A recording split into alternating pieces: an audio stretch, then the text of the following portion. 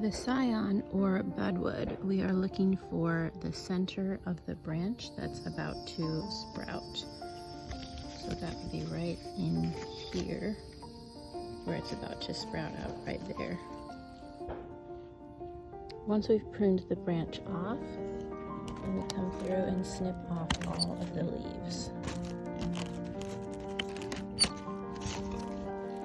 You'll end up with a budwood or scion like this, and you want to leave that budwood here at the top because that is what it's going to grow out of. This step, we want to disinfect our tools because grafting is a surgery for the tree and we don't want to get bacteria into the wound.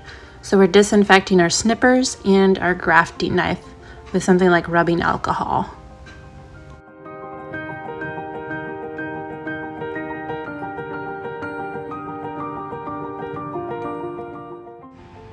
Step 4 is to put grafting tape around your scion. Always go from the bottom to the top to prevent moisture from getting inside, which causes rot. Also, it should be wrapped around like a band-aid around a finger, not too tight that it cuts off circulation. Loose enough that the buds can still pop out when it's time to grow. The top also needs to be covered, but we use something called parafilm. This is a stretchy material that covers it, but the bud can still pop out. Here you can see that it's a very stretchy material. Step 5 is to prepare the rootstock. This is the seed that has grown, and here we're cutting the leaves off because we don't want anything to grow below where the graft is. So we're taking all those tiny buds and breaking them off so that they don't grow. After clipping the leaves off, take the scion and put it next to the rootstock. This is to match up the size to get them as close as possible to the same size. You'll have a better chance of matching them up.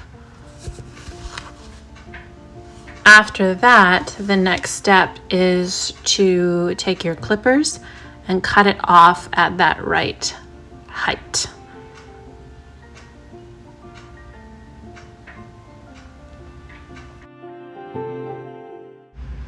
To finish prepping the rootstock for a cleft graft, we need to slice down the middle of the rootstock from where it was cut off. So you can see here I'm cutting down with the grafting knife, which is extremely sharp. And because it's so sharp, we don't want to split the wood all the way down. So we're just wiggling and slowly letting the sharp knife do the work instead of pushing with force.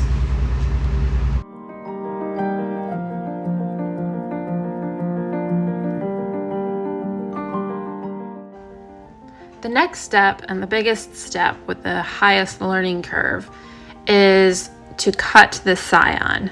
This is at the bottom, and this is the part that will go into the slice we made earlier.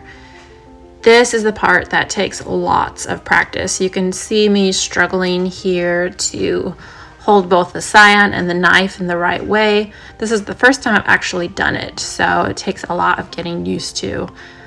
And you can see where I'm making the cuts, but they need to be straight, and I'm struggling to get them straight, which is to be expected considering it's the first time I've done it. We're looking for a straight edge along this green spot, which is the cambium layer, and that is what needs to match up with the cambium layer in the rootstock. Those two cambium layers need to match up for the graft to take. So you can see where I'm having it look really straight so that it can match up here with the slice we made in the rootstock. Because this was my first time and it took a long time to get those edges straight on the scion, my rootstock actually dried out. It dries out very quickly. So here I'm cutting it off, and I'm going to recut that slice into the cleft graft. That way it's fresh and not dried out.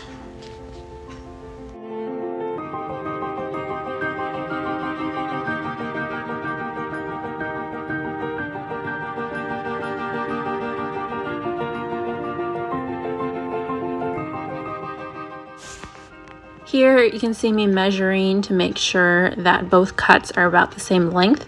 This will increase the likelihood that the cambium layer will match up and the graft will take.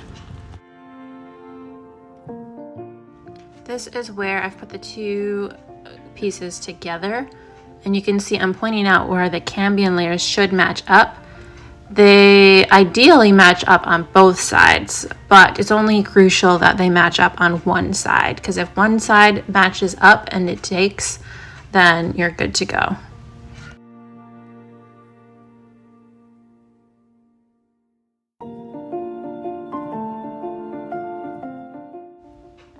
The seventh step is to wrap the graft. This will be very similar to wrapping the scion, except now we're wrapping them together. The same, bottom to top, so the moisture doesn't get inside when you're watering or anything like that. And you want to make sure it's tight like a band-aid on a finger, so it doesn't cut off circulation, but it's tight enough that it holds the graft together in place. You can also note here that I'm using parafilm to wrap the graft. Ideally, you could use the grafting tape for this, but I was having a hard time getting it to wrap around and stay without bumping off the grafting. So I use the parafilm because it's stickier and I could get it around easily. Either one will work just fine. They'll work the same.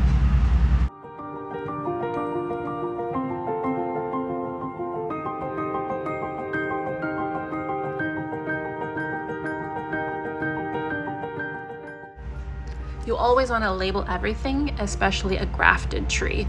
So the label has the original date it was planted with the loquat and then the variety name that we grafted into it, along with my initials and the date it was grafted. So here we have all of the trees that were grafted, and they are under the mango tree in the greenhouse because that is the coolest place that we could find to put them. You want to keep them in a cool and dry place so they don't get rained on, and you want to be really careful with how you water them. So you can see I'm watering just down by the soil to try and get water not onto the graft so it doesn't get water inside. In that case, it would likely rot. The last step is to wait. We'll know in about 6 weeks if the graft took or not. In that time, the wound will heal and the cambium layers will come together. So we'll check back in 6 weeks.